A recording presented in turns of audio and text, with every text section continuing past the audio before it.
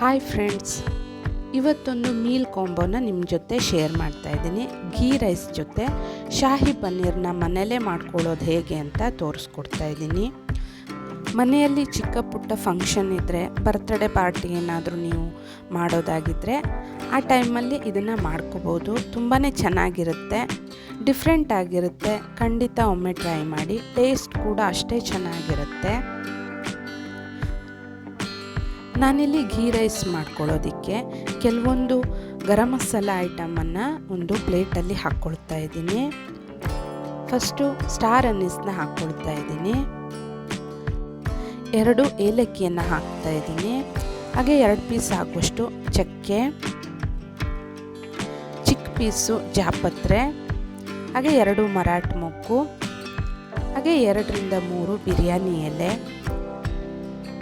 ಹಾಗೆ 4ರಿಂದ 5 ಲವಂಗವನ್ನು ಹಾಕ್ತಾ ಇದ್ದೀನಿ, ಹಾಗೆ ಅರ್ಧ ಟೀ ಸ್ಪೂನ್ ಆಗುವಷ್ಟು ಜೀರಿಗೆಯನ್ನು ಹಾಕ್ಕೊಳ್ತಾ ಇದ್ದೀನಿ. ಇವಿಷ್ಟನ್ನು ಒಂದು ಪ್ಲೇಟಲ್ಲಿ ಹಾಕ್ತಾ ಇದ್ದೀನಿ. ಇದನ್ನು ಒಗ್ಗರಣೆಗೆ ಹಾಕ್ಕೋಬೇಕಾಗುತ್ತೆ. ನಾನಿಲ್ಲಿ ಘೀ ರೈಸನ್ನು ಕುಕ್ಕರಲ್ಲಿ ಮಾಡ್ಕೊಳ್ತಾ ಇದ್ದೀನಿ. ಕುಕ್ಕರ್ನ ಒಲೆ ಮೇಲಿಟ್ಟು ಅದು ಚೆನ್ನಾಗಿ ಬಿಸಿ ಆದ ನಂತರ ಬೆಣ್ಣೆಯನ್ನು 1 ಟೀ ಸ್ಪೂನ್ ಆಗುವಷ್ಟನ್ನು ಹಾಕ್ಕೊಳ್ತಾ ಇದ್ದೀನಿ. ತುಪ್ಪ ಕೂಡ ಹಾಕ್ಕೋಬೋದು. ಹಾಗೆ ಎಣ್ಣೆ 1ರಿಂದ 2 ಟೀ ಸ್ಪೂನ್ವರೆಗೆ ಹಾಕ್ಕೊಳ್ತಾ ಇದ್ದೀನಿ.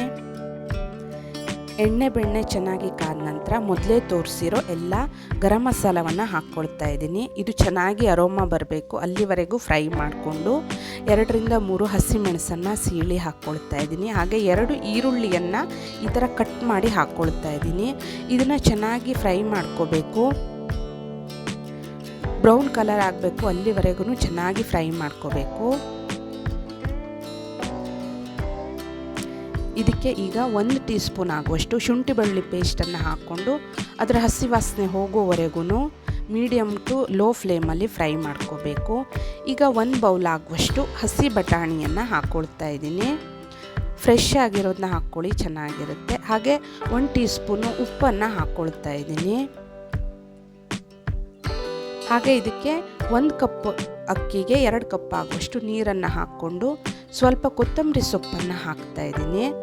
ಈಗ ಮೊದಲೇ ತೊಳ್ಕೊಂಡಿರೋ ಅಕ್ಕಿಯನ್ನು ಹಾಕ್ಕೊಳ್ತಾ ಇದ್ದೀನಿ. ಯಾವ ಅಕ್ಕಿಯಲ್ಲಾದರೂ ಕೂಡ ಇದನ್ನ ಮಾಡ್ಕೋಬೋದು.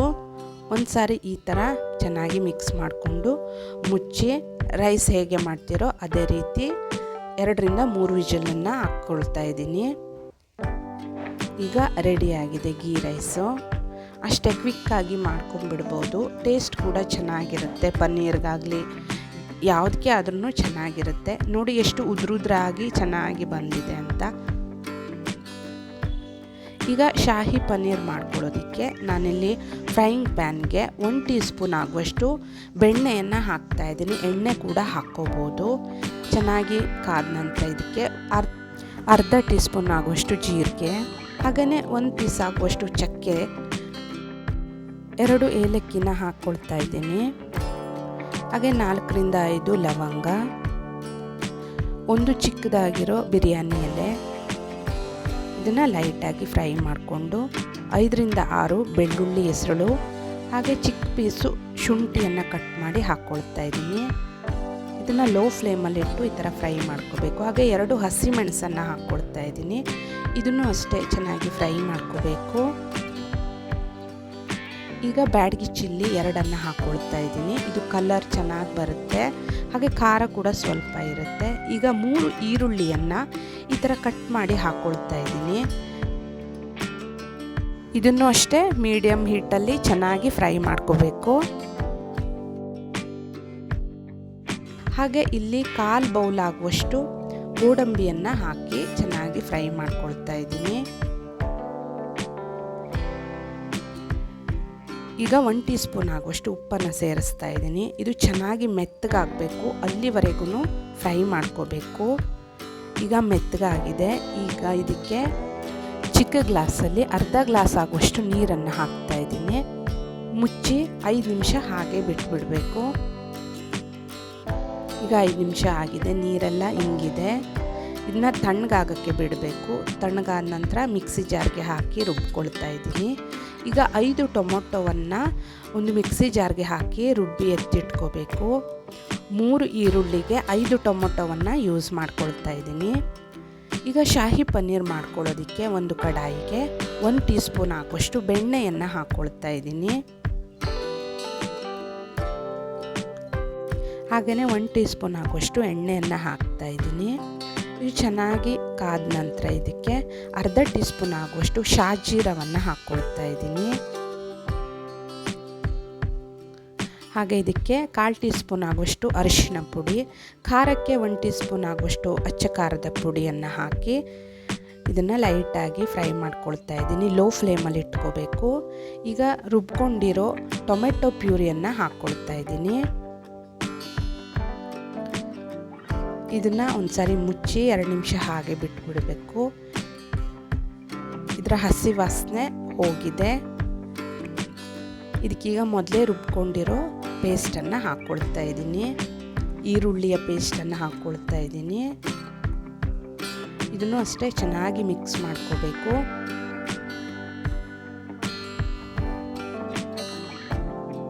ಇದನ್ನು ಮುಚ್ಚಿ 2 ನಿಮಿಷ ಹಾಗೆ ಬಿಡಬೇಕು. ಈಗ ಇದಕ್ಕೆ ನೀರನ್ನು ಆ್ಯಡ್ ಮಾಡ್ತಾ ಇದ್ದೀನಿ.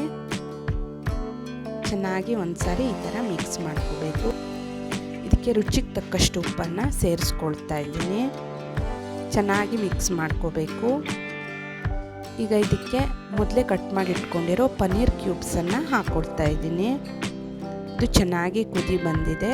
ಆ ಟೈಮಲ್ಲಿ ಹಾಕ್ಕೋಬೇಕು. ಗ್ರೇವಿ ಥಿಕ್ನೆಸ್ ನೋಡಿಕೊಂಡು ನೀವು ಆ್ಯಡ್ ಮಾಡ್ಕೊಳ್ಳಿ. ಹೀಗೆ ಎಲ್ಲವನ್ನು ಹಾಕಿ ಒಂದು ಸಾರಿ ಲೈಟಾಗಿ ಈ ಥರ ಮಿಕ್ಸ್ ಮಾಡ್ಕೋಬೇಕು. ಜೋರಾಗಿ ಮಿಕ್ಸ್ ಮಾಡ್ಕೋಬಾರ್ದು. 1 ಟೀ ಸ್ಪೂನ್ ಆಗುವಷ್ಟು ಕಸೂರಿ ಮೇಥಿಯನ್ನು ಹಾಕ್ಕೊಳ್ತಾ ಇದ್ದೀನಿ. ಹಾಕ್ಕೊಂಡ್ರೆ ಟೇಸ್ಟ್ ಚೆನ್ನಾಗಿರುತ್ತೆ. ಹಾಗೆ ಇದಕ್ಕೆ ಕೊತ್ತಂಬರಿ ಸೊಪ್ಪನ್ನು ಲಾಸ್ಟಲ್ಲಿ ಹಾಕ್ಕೊಳ್ತಾ ಇದ್ದೀನಿ. ಈಗ ಚೆನ್ನಾಗಿ ಮಿಕ್ಸ್ ಮಾಡಿಕೊಂಡ್ರೆ ಬೇಗನೆ ರೆಡಿ ಆಗುತ್ತೆ. ಟೇಸ್ಟ್ ಒಂದು ಸಾರಿ ನೋಡ್ಕೊಳ್ಳಿ.